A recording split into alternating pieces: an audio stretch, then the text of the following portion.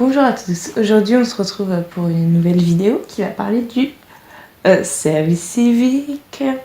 Eh bien, c'est un dispositif mis en place en fait par tout simplement le gouvernement. Et du coup, c'est un dispositif qui s'adresse aux 18-25 ans.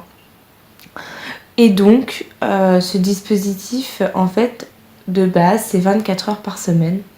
Mais on peut en faire plus, c'est-à-dire que selon l'association dans laquelle vous allez être, vous pouvez être sur du 28 heures. Dans ces cas-là, votre indemnité sera augmentée.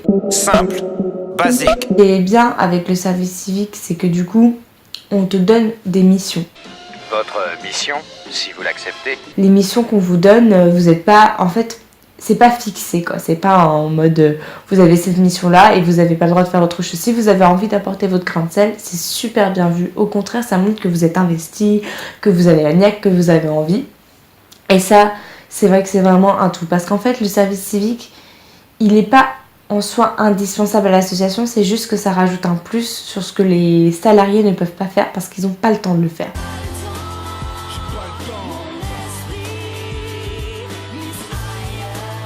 Voilà, chaque mission de service civique est différente. Choisissez bien votre mission de service civique parce que, voilà, si vous aimez pas, ça peut vite, vous saouler. Et on a le droit qu'à un service civique dans sa vie. Donc autant bien le choisir pour que ça apporte que du bon et que des points positifs. Pour ce qui est de l'indemnité de la prise en charge, en fait, vous êtes indemnisé de 577 €. Et comment c'est réparti? C'est qu'en fait, il y a environ 100 que l'association vous verse et le reste qui est versé par le gouvernement. Donc du coup, les versements se font pas forcément en même temps. Voilà, c'est désolidarisé. Pour ce qui est, vous ne cotisez pas pour le chômage, par contre vous cotisez pour la retraite, il me semble. Si jamais je fais une erreur terme, ça sera écrit par là, mais normalement vous cotisez pour la retraite. Pour ce qui est de la prise en charge, alors mon service civique, l'association dans laquelle j'étais, prenait en charge 50% de mes titres de transport, ainsi que j'avais des tickets restaurants. Et puis attention, je veux des tickets resto, hein. 7,80, pas les 6,10, je m'ai déjà fait baiser. Vous avez le droit à 18 jours de congé, plus 15 jours de vacances, il me semble, en tout. Pour ce qui est aussi des formations, donc vous avez le droit à plusieurs formations, dont le PSC1 et le BAFA. Et des formations obligatoires, donc ça dépend des assos. Moi mon association en fait faisait partie de la fédération des amicales laïques, ce qui faisait que j'avais plein de formations grâce à ça, au fait d'appartenir aux amicales laïques, dont beaucoup d'autres associations nantaises faisaient partie. Et du coup, c'est vrai que j'avais pas mal de formations. J'ai eu des formations sur l'importance de la laïcité, ce que c'était, l'importance de l'étymologie des mots qu'on utilise. Donc là, c'était plus sur les insultes qu'on pouvait avoir tous les jours, d'où ils venaient, qu'est-ce que ça voulait dire et pourquoi c'était aussi péjoratif et comment on utilise nos mots tous les jours en fait et l'importance et l'impact qu'ont les mots sur la société. J'ai eu la chance d'être dans une association sur la solidarité internationale, ce qui faisait que j'ai appris comment animer des débats, faire des jeux coopératifs au lieu de faire des jeux où on est en compétition, voir l'autre non pas comme un concurrent, mais comme quelqu'un qui peut nous aider. Et j'ai vu beaucoup d'associations comme Médecins du Monde, comme Oxfam, Enfants du Rwanda, à l'échelle plus locale. Des associations qui bougent en fait leurs fesses pour aider à l'international. J'ai aussi appris qu'est-ce que c'était que l'humanitaire, avoir aussi apprendre à avoir un esprit critique sur ce qu'on m'avance, apprendre à recouper mes informations et à pas juste être là en mode ok. Et puis en fait de pas savoir ce que j'apprends. Où trouver ce service civique? Et bah oui, parce que ça c'est la question. Il y a plusieurs sites. Alors il y a servicecivique.gouvernement. Vous pouvez aller sur le CRIJ, sur le SIDJ. Vous pouvez vous renseigner déjà, si vous tapez juste service civique, normalement vous avez moyen de trouver une banque de données. Vous pouvez aller dans la mission locale pour demander s'il n'y a pas des services civiques. Donc les missions locales, il y en a dans toutes les villes normalement. Vous pouvez aller voir dans les associations directement si une association vous intéresse et leur demander « Bonjour, est-ce que vous faites un service civique? Est-ce que vous prenez des services civiques ?» Voilà, il y a maintes et maintes manières de trouver des services civiques. Tous les liens seront en barre d'infos de toute manière si ça vous intéresse. Et pour ce qui est maintenant de l'entretien.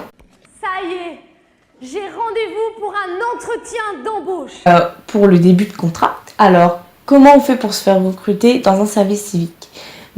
Par expérience, moi j'y suis arrivée comme un cheveu sur la soupe. C'est-à-dire que la date limite en gros la deadline était passée, quoi. C'était le lendemain de la deadline. Et je vois ce service civique mis en valeur, voilà.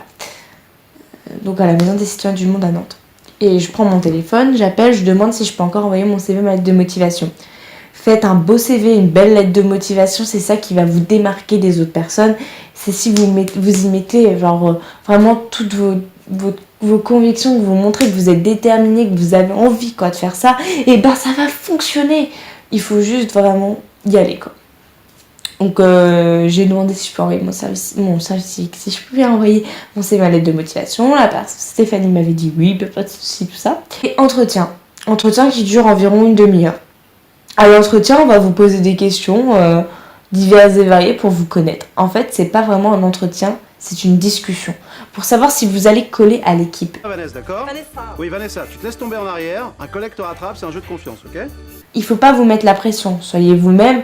Si vous n'êtes pas pris, ne vous remettez pas en question. C'est juste que, il y a peut-être une personne qui leur a plus parlé que vous, mais ça veut pas dire que vous allez passer un mauvais entretien ou que vous n'êtes pas efficace pour une embauche. C'est pas du tout ça. Il a rayé kayak.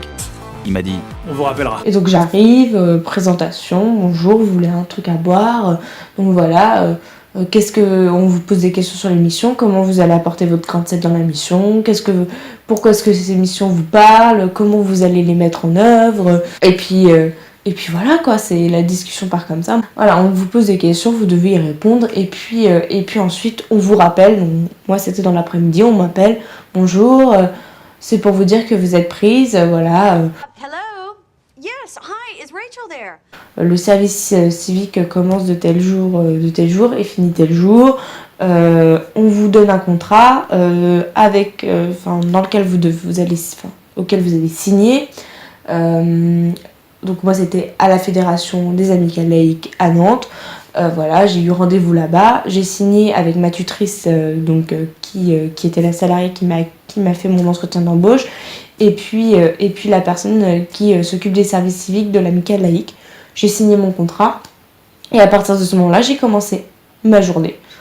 Après, faut vous familiariser. Donc les premiers mois, c'est difficile. Il y a beaucoup de moments où vous pouvez vous ennuyer, où vous n'avez rien à faire, c'est normal. J'espère que ça vous a aidé, que ça vous permet d'en savoir un peu plus sur ce que c'est que le service civique.